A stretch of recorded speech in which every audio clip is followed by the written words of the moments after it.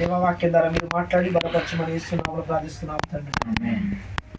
సామెతలు 3వ అధ్యాయం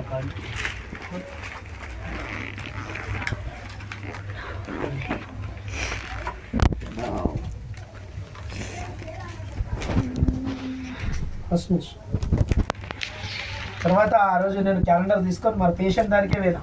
పేషెంట్ దగ్గర పోయి వాళ్ళకు హాస్పిటల్లో పోయి క్యాలెండర్లు ఇచ్చిన వాగ్దానాలు గీస్తే ఆమె పట్ల దేవుడు బలమైన మాటలు మాట్లాడు. ఆమె ముఖము నల్లగా భయంకరంగా ఉండే, అంటే చనిపోయేటప్పుడు ముఖము ఎట్లుంటుందో నేను అక్కడ గోవారికే ఆ ముఖంలో గోరిన జప్మన చూసి, అది చూసి నేను ఆశ్చర్యమైనా.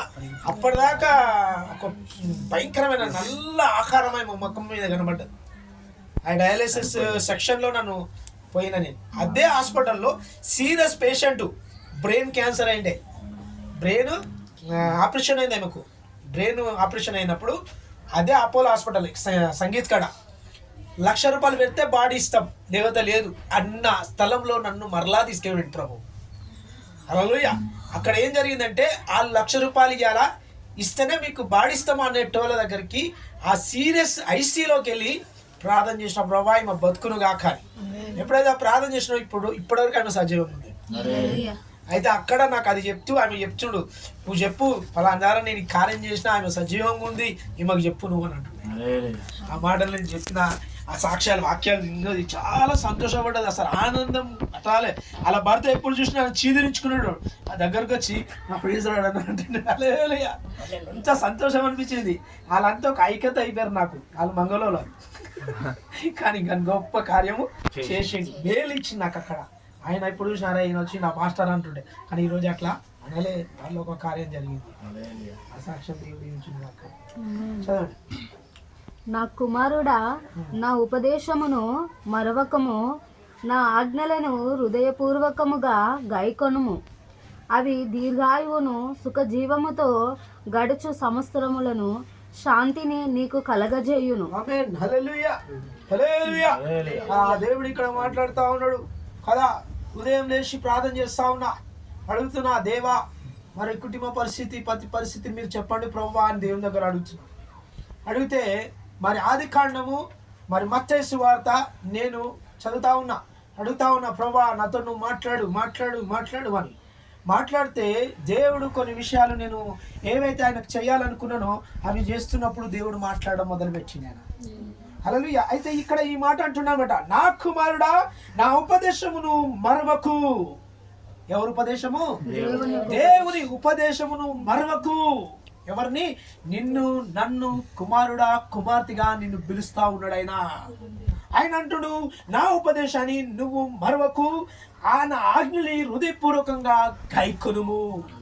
నువ్వే హృదయపూర్వకంగా నువ్వు ఏ మాట తీసుకుంటున్నావో అది గైకొను, దాని యందు నడువు, యందు నిలబడు.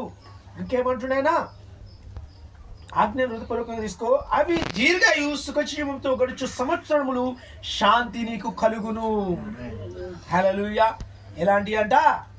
నువ్వంట దీర్ఘాయు చేత తృప్తి పడతావంట. ఈరోజు నీ జీవితంలో దీర్ఘాయు లేదు, తృప్తే లేదు, కానీ దేవుని వాక్యం సెలవిస్తుంది సంవత్సరాల తరబడి దీర్ఘాయువు నీకు కలుగును. సంఘం చెప్తున్న మాట, ఈరోజు నీ పట్ల శాంతిని దేవుడు అనుగ్రహించాడు, సమాధానం నీకు అనుగ్రహించిండు, నీ కుటుంబంలో నెమ్మదిని అనుగ్రహించిండు. హల్లెలూయా. అలా ఈ మాట దేవుడు అంటా ఉన్నాడు. ఇంకేమంటుండంటే, దయా సత్యమును ఎన్నడూ నిన్ను విడిచిపోనీయకుమును, వాటిని కంఠభూషణమునకు ధరించుకునము. హల్లెలూయా. ఆ వాక్యాన్ని ఎప్పుడైతే నువ్వు ధరించుకుంటావో నీ నోట ఏముంటాడంట? కంఠభూషణగా ఉంటుందట. ఎట్లుంటది? నువ్వు మాట్లాడే మాట వాక్కుగా వస్తుందట. నువ్వు మాట్లాడే ప్రతిదీ సమాధానంతో ఇస్తుందంట. అది కంఠభూషణంగా ధరింపబడుతుందట. ఈరోజు కుటుంబాలు కడుతుంటే ఎవరి చేత కట్టబడాలి? దేవుని చేత. అది దేవుడు ఎక్కడున్నాడు? ఈ వాక్యాన్ని నువ్వు గైకొనడం వల్ల ఆ కంఠభూషణం నీలో ఉంటుందంట. నువ్వు ప్రతి మాటను ఫలిస్తుందంట. నీలో అభివృద్ధి వస్తుందంట. నీలో కార్యాలు జరుగుతాయంట. నీలో మేలు జరుగుతాయంట. నీ జీవితము సంతోషమే, దయానే లేనిది దేవుడు అభివృద్ధిలోకి ఇస్తాడంట. హల్లెలూయా. ఇంకేమంటాడు? నీ హృదయమును పలకం మీద వాటిని రాసుకొనుము. అప్పుడు దేవుని దృష్టి యందును మానవుల దృష్టి యందును నీవు దయనంది మంచివాడవని. ఆమేన్, హల్లెలూయా. ఎప్పుడైతే ఇవి హృదయం అనే పలక మీద నువ్వు రాసుకుంటావో నువ్వు మనుషుల యందు దేవుని యందు దయ పొందిన వాడుగా ఉంటావు. ఇది దేవుని వాక్యం సెలవిస్తుంది. ఇందాక ప్రభువులో చేస్తున్నాము, ప్రభువులో పాల్పొందుతున్నాం. రొట్టె విడిచినప్పుడు వాసన చూసిరా ఎవరైనా? ఎంత వాసన వచ్చిందంటే మహిమకరంగా వాసన వచ్చింది. ఎప్పుడైనా గుర్తుపెట్టుకోండి, ప్రభువల్ల రక్తం విడిచినప్పుడు అక్కడ దేవుని ఆత్మ దిగింది. హల్లెలూయా.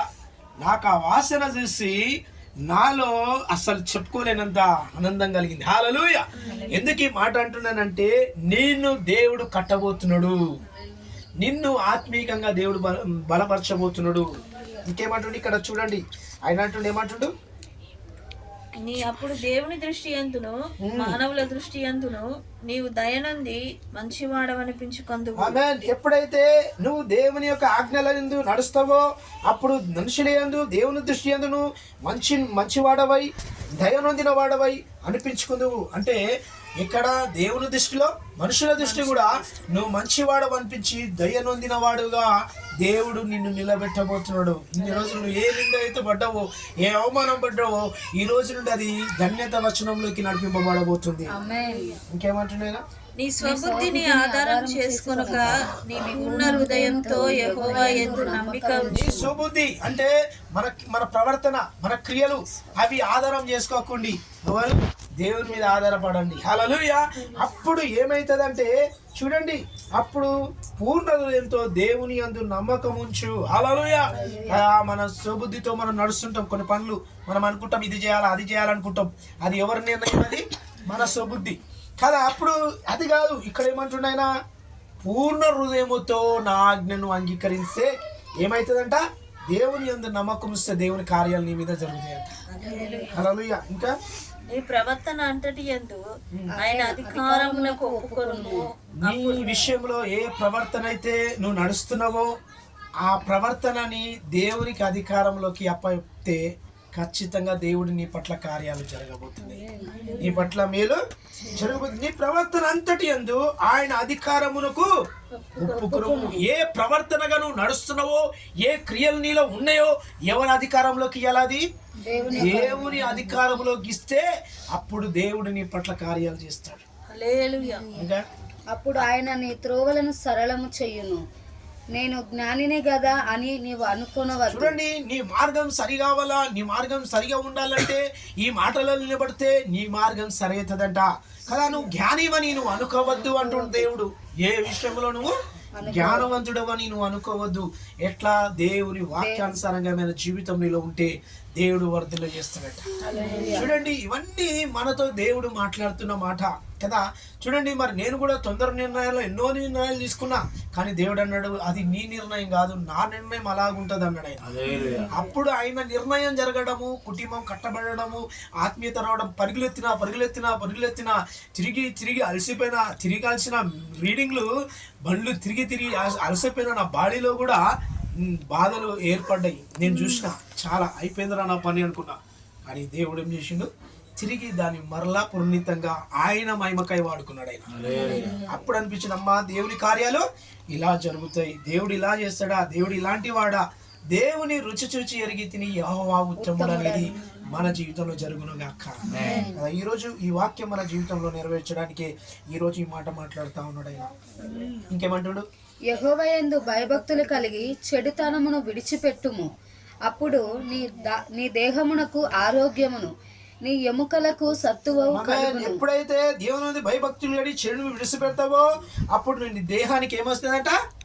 ఆరోగ్యం.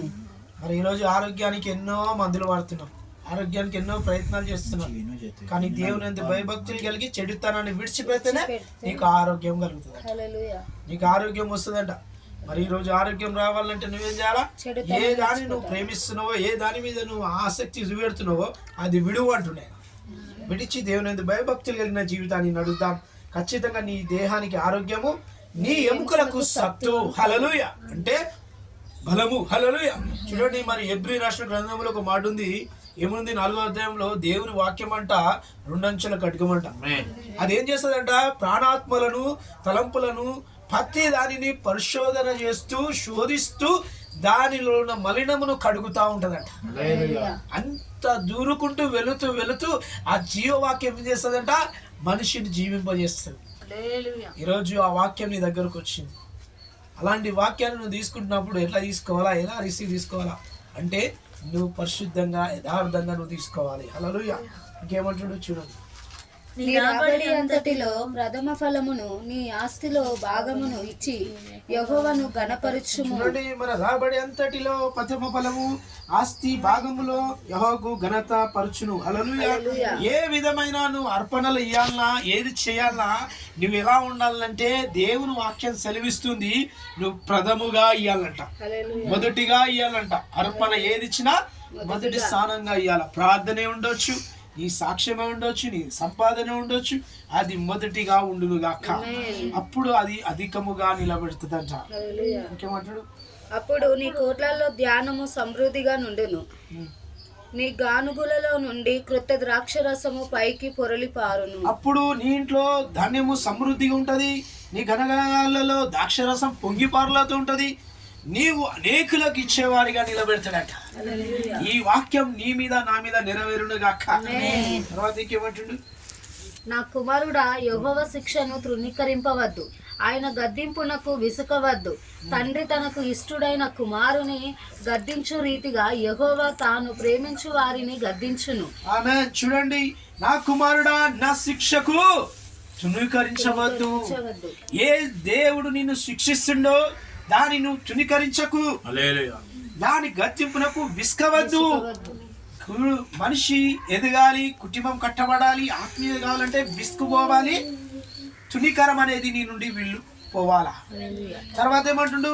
తనకిష్టమైన కుమారుణ్ణి దేవుడు గద్దిస్తాడంట. తనను ప్రేమించే వారిని అంట. ఎవరిని ప్రేమించే వారిని? దేవుని ప్రేమించే వారు ఎవరైతే ఉన్నారో వారిని దేవుడు గద్దిస్తాడంట. ఆ గద్దింపునకు నువ్వు లోబడు, ఖచ్చితంగా ఆశీర్వాదాన్ని చూస్తావు కదా. మొన్నటి రోజు మా ఇంట్లో ఒక చిన్న సంఘటన జరిగింది. వాళ్ళు అనుకోని రీతిగా నాలో కొత్త ఒక ఆలోచనను చూడడం మొదలైంది. అప్పటిదాకా అరే ఈయన మా డాడే, ఈయన మా ఆయననే అనుకున్నారు. తర్వాత వాళ్ళతో నేను మాట్లాడే మాటలు వాళ్ళు గమనించారు. హల్లెలూయా. అలా నాకు ఇయర్ వాగ్దానం ఏమి ఇచ్చిందంటే కీర్తన 139వ అధ్యాయంలో మాట్లాడిండు. ముందును వెనుకను ఆవరించి ఉన్న నా చెయ్యి నీ మీద ఉంది అన్నాడు ఆయన. హల్లెలూయా. ఎట్లున్నాడ? ముందును వెనుకను ఆవరించి ఉన్న నా చెయ్యి నీ మీద ఉన్నది అన్నాడు. అలా మస్తు బాధపడ్డా. ప్రభా మరతవా నాతో మాట్లాడు ప్రభా అంటే దేవుడు వాగ్దానంగా మాట్లాడు. ఆ వాగ్దానం నా మీద నెరవేర్చింది. నిన్నటి రోజు నుంచే నెరవేర్పులు జరగడం జరిగింది. కుటుంబంలో కొన్ని రూల్స్ నేను అడిగినా, కొన్ని పద్ధతులు అడిగినా వాళ్ళు సమాధానం చెప్పలేకపోయారు. హల్లెలూయా. కానీ దేవుడు ఆకర్షణ ఇక్కడ చూపిస్తూ ఉన్నాడు, నడిపింపు జరుగుతూ ఉంది. ఇవన్నీ నేను ఎందుకు చెప్తున్నానంటే అందరి జీవితంలో జరుగుతుంది, నీ జీవితంలో కూడా జరుగునుగాక. మరి నేను సంఘంలో 12 నెలలు 12 కాపులు అన్నా కదా, ఆ కాపులో ఈ యొక్క కాపు అనుకుంటా. హల్లెలూయా. దేవునికి వందనాలు. ఇంకా జ్ఞానము సంపాదించువాడు ధన్యుడు, వివేచన కలిగిన నరుడు ధన్యుడు. వెండి సంపాదించుట కంటే జ్ఞానము సంపాదించుట మేలు, అపరంజి సంపాదించుట కంటే జ్ఞాన లాభము నొందుట మేలు. చూడండి, ఏవైతే నువ్వు సంపాదించాలా, ఏవైతే నువ్వు చేయొద్దు, ఏ దాని మీద నువ్వు ఆసక్తి చూపించాలంటే ఈ గ్రంథంలో ఈ మాట మాట్లాడుతుంటూ జ్ఞానము సంపాదించువాడు ధన్యుడు. జ్ఞానము ఎవరి దగ్గర ఉంది? దేవుని దగ్గర ఉంది. చూడండి, ఎప్పుడైతే దేవుని వెతుకుతాడో వాడు ధన్యతమైన జీవితంలో అడుగుపెట్టిన వాడు. తర్వాత ఇంకా ఏమంటే వివేకముగా కలిగిన నరుడు ధన్యుడు. వివేకం అంటే నీ ఇంటి పరిస్థితిని నువ్వు వివేకంగా వివేచించాలి. ఏం జరుగుతుంది, ఏం జరుగుతలేదు, వివేచన నీలో ఉండాలి. ఉండకపోతే నువ్వు ధన్యత వచనంలో లేవు అంటుండు. మరి దేవుని వాక్యం సరిస్తూ నువ్వు ధన్యుడవు ధన్యుడవు ధన్యుడవు. దరిద్రత ఉన్నవాడు ధన్యుడుగా మారిండు. హల్లెలూయా. చూడండి, యోగ్యత లేని మన జీవితానికి యోగ్యుడిగా యేసు ప్రభు ఈ మాట పలుకుతా ఉన్నాడు ఆయన. ఇంకేమంటాడు? వెండిని సంపాదించుకుంటే జ్ఞానము సంపాదించుకున్నాడు కదా. చూడండి, కొందరు వెండిని సంపాదిస్తున్నారు, ఎన్నో ధనగణాలు నింపుకుంటున్నారు. కానీ ఇక్కడ ఏమంటుండో దేవుడు జ్ఞానాన్ని సంపాదించు. మరి పొద్దున లేచి దేవుని దగ్గర అడుగుతున్నా, దేవా నీ జ్ఞానం కావాలా, నీ అందు నాకు కావాలా ప్రభు అంటే వాక్యం ద్వారా మాట్లాడుతూ ఉన్నాడు. అయితే యాకోబు తన తండ్రి దగ్గర మోసంగా జీవనం పొందినప్పుడు మరలా ఆయనతో దేవుడు మాట్లాడతాడు. యాకోబుతో ఏమని మాట్లాడతాడంటే ఆయన అంటాడు, అబ్రహాము దేవుడను, ఇస్సాకు దేవుడను, నేను నీ దేవుడను అంటాడు ఆయన. హల్లెలూయా. అలా వీళ్ళకు దేవుడుగా ఉండి యాకోబుగా దేవుడుగా దిగి ఆయనకు ప్రత్యక్షమైన దేవుడుగా తర్వాత వేరే వాళ్ళ నుండి పలికిన మాట ఏంటంటే అబ్రహాం, ఇస్సాకు, యాకోబుల దేవుడు. హల్లెలూయా. అప్పటిదాకా యాకోబు మామూలు వ్యక్తే, కానీ ఎప్పుడైతే దేవుడు మాట్లాడిండో అప్పుడు ఆయన దీవెనలు ఈయన మీద కూడా నెరవేరడం జరిగింది. ఎవరి మీద? యాకోబు మీద. అప్పుడు యాకోబు మోసకరమైన జీవితంలో ఉన్నప్పుడు మరలా తిరిగి ఆయన అక్కడ మామ ఇంటికి పోతున్నప్పుడు అక్కడ పండుకున్న స్థలములో దేవుడు మాట్లాడతాడు. హల్లెలూయా. ఎందుకంటే అబ్రహాము దేవుడను, ఇస్సాకు దేవుడను, నేను నీ దేవుడను అన్నాడు ఆయన. ఈరోజు మరి నీ దేవుడుగా ఈరోజు నీ ఇంట్లోకి వచ్చిందంట. నీ దేవుడుగా నీ మధ్యలో దిగిండంట. నీ దేవుడుగా నువ్వు పెట్టిన ప్రతి ప్రార్థన వింటా ఉన్నాడంట. ఆ రాయి ఎప్పుడైతే పునాది ఆ రాయి వేయబడ్డదో, ఆ యొక్క సంఘం ఎప్పుడైతే కట్టబడ్డదో అక్కడ స్థలంలో ప్రార్థన జరిగింది. ఆ కార్యంలో ఆయన జీవితంలో అద్భుతాలు జరిగినాయి. చూడండి, మన జీవితంలో కూడా దేవుని మీద ఆధారపడితే ఏం జరుగుతాయి? దేవుని కార్యాలు జరుగుతాయి. ఆ యాకోబులో జరిగిన కార్యాలు ఈరోజు నీ నా జీవితంలో కూడా జరుగుతాయి. మామూలుగా ఉన్న యాకోబు దేవుడు నోట పడ్డాడు. హల్లెలూయా. ఈరోజు నువ్వు నేను కూడా ఆయన వశంలో, ఆయన నోట్ల మనం పడి ఆయన సేవలు నడిస్తే ఖచ్చితంగా దేవుడు మనని వాడుకుంటాడు. ఇంకేమంటుండే ఇక్కడ? పగడముల కంటే అది ప్రియమైనది, నీ ఇష్ట వస్తువులని దానితో సమానములు కావు.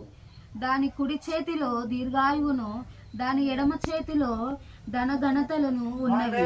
ఎప్పుడైతే పగడముల కంటే అది ప్రియమైనది, ఇష్ట వస్తువులని దానితో సమానము కావు.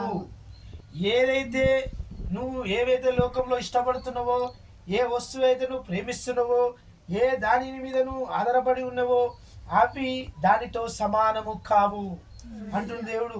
నీ కుడి చేత దీర్ఘాయు, దాని ఎడమ చేతిలో ఘనతలు ఉన్నవి. హల్లెలూయా. ఎప్పుడైతే దీన్ని పట్టుకుంటావో ఆ యొక్క ఘనతలు, ఆ యొక్క ఏంటంటే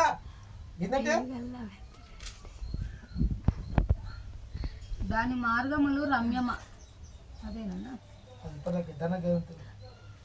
దాని కుడి చేతిలో దీర్ఘాయువును, దాని ఎడమ చేతిలో ధన ఘనతలును.